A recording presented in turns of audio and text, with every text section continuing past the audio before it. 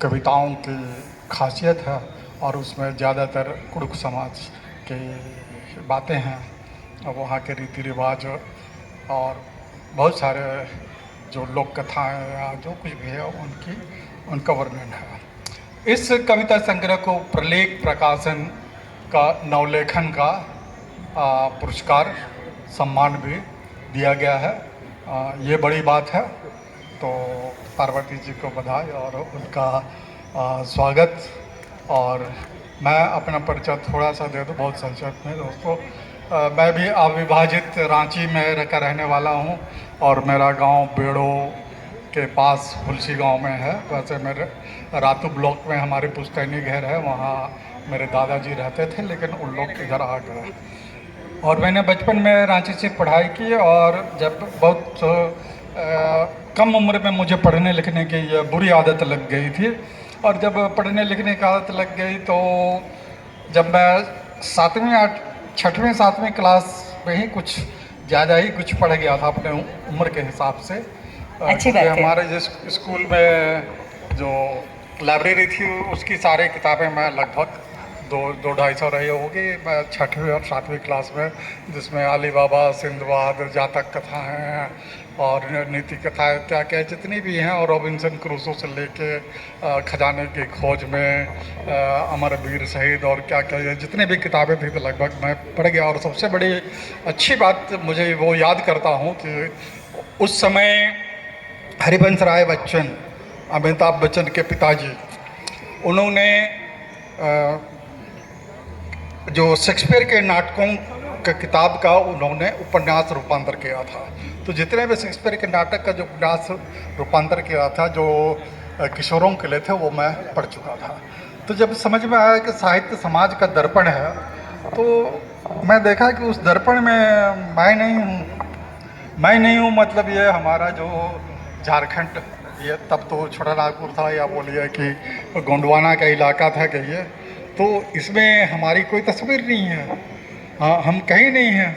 तो ये जो सवाल है या बोलिए कि ये जंगल झाड़ नहीं दिख रहा है उस कहानी में, वहाँ उसमें गंगा किनारे की बात रहती थी और हिमालय की भी बात रहती थी, लेकिन ये हमारा मध्य भारत का ये या जो झारखंड का बृहद गोंडवाना जो मध्य भारत था वो प्रायः साहित्य से गायब दिख रहा था। तो इस सवाल ने मेरे जहन में ये सवाल पैदा किया कि हाँ हम कहाँ हैं, और इसी सवाल से आगे बढ़ के मुझे लिखने की प्रेरणा मिल रही। पार्वती जी कुछ सवाल हो तो पूछिए, फिर बात हम लोग आगे बढ़ते हैं। आप सभी को जोहार। जैसा कि ये सेशन है indigenous tradition in poetry and culture, तो सर इंडिजिनस ट्रेडिशन का कविताओं में किस प्रकार असर हुआ है, जैसे कि रामदयाल मुंडा से लेकर अभी तक जितनी कविताएं लिखी जा रही हैं उन पर थोड़ा। ठीक है, धन्यवाद पार्वती जी। तो दोस्तों ये क्या है कि जब ये सवाल मेरे जहन में पैदा हुआ कि भाई ये आदिवासी समाज कहाँ है या इंडिजीनियस समाज कहाँ है, या अगर अफ्रीका की बात करें तो वो ब्लैक अफ्रीका कहाँ है, या अमेरिका की बात करें तो रेड इंडियन समाज कहाँ है, इस तरह के सवाल पता नहीं क्यों मेरे बचपन में ही ये आवाज़ आ गई थी। तो मैं इस तरह की चीज़ें पढ़ता था। और एक चीज़ मैं आज महसूस करता हूँ कि पढ़ने के समय में या पढ़ाने में भी आज की तारीख में पूरी दुनिया में आदिवासी जीवन को समझने की एक बहुत गहरी कोशिश और बहुत गंभीर कोशिश की जा रही है। तो उसके पृष्ठभूमि में मैं बताऊंगा तो आप लोगों को बहुत सारा चीज़ स्पष्ट होगा कि आदिवासी समाज का या आदिवासी जैसे दूसरे समाज हैं उसका प्रकृति से, धरती से और जो पूरे जीव जंतु हैं और मनुष्य से उसका अंतर संबंध क्या है। तो इसको मैं 2-3 चीज़ उदाहरण मैं दूंगा।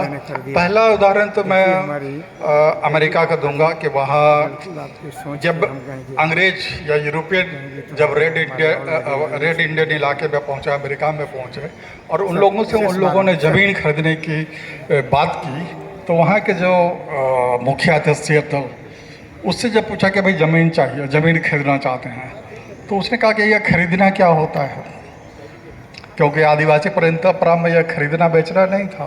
हमारे यहाँ भी 200 साल पहले खरीदना बेचना नहीं था, है ना। तो उसने पूछा तो बोला कि नहीं नहीं, हम लोग आपको कुछ पैसे देंगे और जो आपका उतना जितना ज़मीन है वो उधर लंबा वो हम लोग अपने उपयोग के लिए ले लेंगे। तो उतना ज़मीन ले लेंगे सारे लोग। तो बोला ठीक है। तो लेकिन उसने कहा कि मुझे पूछना पड़ेगा। तो बोला किससे पूछना पड़ेगा? अरे भाई इस ज़मीन में मैं नहीं रहता, आप तो मुखिया हैं। लोगों ने कहा तो नहीं नहीं नहीं, मैं मुखिया नहीं हूँ, लेकिन मेरे साथ इस खेत में जो पेड़ में रहने वाले पक्षी हैं, ज़मीन में जो जीव जंतु हैं, गोजर हैं, तितलियां हैं, मधुमक्खी हैं, और सबसे बड़ी बात कि इस धरती को उर्वर बनाने वाले कीचुए हैं जो इस धरती को बना रहे हैं। तो ये मैं सारी चीज़ों से, पशु पक्षी जीव जंतु और जो हमारे साथ रह रहे हैं, उन लोगों से भी मैं पूछूंगा कि आप ज़मीन बेचेंगे या नहीं, तब मैं बेचूंगा। तो आदिवासी की जो दृष्टि है एक ये है, क्योंकि लोग पूछते हैं कि क्यों ज़मीन से रिश्ता है, तो एक चीज़ ये है। दूसरी बात बताना चाहूँगा, मैं चूँकि भूल रहा हूँ इसलिए, जैसे हमारे बचपन में जब मैं जंगल गया, तो जंगल में जब पेड़ काट रहा था, 10-11 साल के रहा होऊंगा, तो जब पेड़ काटने के लिए कुल्हाड़ी उठाया तो मेरे काका ने कहा, कुड़ुख भाषा में कहा कि मन्नन ओ लक्का है ना, हमारे बुजुर्ग कुड़ुख भाई वो समझ होंगे। तो उन्होंने कहा क्या तुमने पेड़ को प्रणाम किया? तो बोला नहीं। तो फिर मैंने ओ लग्गा किया, प्रणाम किया, और उसके बाद में पेड़ काटे। ये शिक्षा मुझे बचपन में मिली। तीसरी और एक घटना अपनी आप बीती बता रहा हूँ कि जब हम लोगों ने पेड़ में बेर वगैरह या किट्टी डुड़खो बोलते हैं, प्योर पिठौर बोलते हैं, उसको जब उसको तोड़ते थे तो कोई बुजुर्ग रहता था, या आम तोड़ते थे तो पके आम, तो वो बोलते थे कि हुमदम हो हुमदम बबू तने को नोड़ा खा खा के हमें बचवा चिया। मतलब कि बस इतने कुछ आपके यहाँ जो चिड़िया हैं, पशु पक्षी हैं, जो इस परिवेश में रह रहे हैं, उनके लिए भी कुछ बचा दो। तो दोस्तों ये 3 उदाहरण हैं, मतलब और भी बहुत सारे उदाहरण हैं, लेकिन ये मैं 3 उदाहरण से ये बताना चाहता हूँ कि आदिवासी समाज है या देशज समाज है, उसका ज़मीन से, प्रकृति से उसका अंतर संबंध क्या है।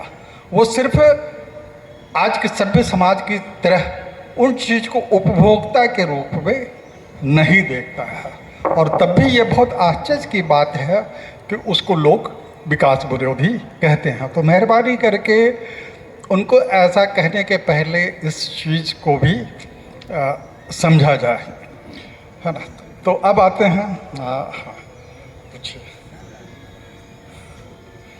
जी, आपने जो बात कही, 3 उदाहरण दिए, तो पहले जो उदाहरण थे जो ज़मीन खरीदने का, उससे वो बात याद आती है। अनुज लुगुन की कविता छपी थी, बाघ और सुगना मुंडा की बेटी। उसके समर्पण पृष्ठ पे लिखा था कि यह धरती केवल मनुष्यों की नहीं है। जी। आदिवासी परंपरा में ये सारी चीज़ें शामिल हैं, जिसमें वो अपनी पारिस्थितिकी में मौजूद सारी चीज़ों का ख्याल रखते हैं। ज़मीन से इस तरह का रिश्ता उन्होंने कायम ही नहीं किया है जिसमें इस तरह की चीज़ों की ज़मीन को खरीदा जाए, उसे संपत्ति की तरह देखा जाए। उन्होंने ज़मीन से जो रिश्ता कायम किया है वो एक प्रेम का रिश्ता है, मतलब माँ और बेटे का रिश्ता, जैसे माँ और बच्चे का रिश्ता है, उस तरह का रिश्ता है। इस संदर्भ में सर अनुज लुगुन की वह कविता भी याद आती है, ससंदरी। जब अंग्रेज आए थे कि उन्होंने कहा कि ये ज़मीन के आपके पास क्या प्रमाण है, तो पट्टा के तौर पर वे अपने पुरखों के जो नाम गढ़े थे उस पत्थर को लेकर ढोकर कलकत्ता तक गए थे और कहा कि हमारे यहाँ होने का ये प्रमाण है, पुरखे प्रमाण हैं। तो इन्होंने कहा कि जो बताया अनुज लुगुन की का परंपरा, तो एक्चुअली मुझे अब उस चीज़ को याद दिला दी तो मैं आपको याद दिला दूं सबसे पहले कि ये जो गुमला की धरती है वो बहुत ही बड़े बड़े क्रांतिवीरों की कहाँ धरती है। जैसे बुद्धू भगत है, बुद्धू भगत है, जतरा भगत, हमारे यहाँ से कार्तिक उरांव जी बहुत बड़े इंजीनियर हुए थे। अभी यहाँ के गुमला से ही एलॉय भाखला जी हुए हैं जो कि अंतरिक्ष विज्ञानी हैं, और वो चंद्रयान अभियान 1 के सदस्य भी थे।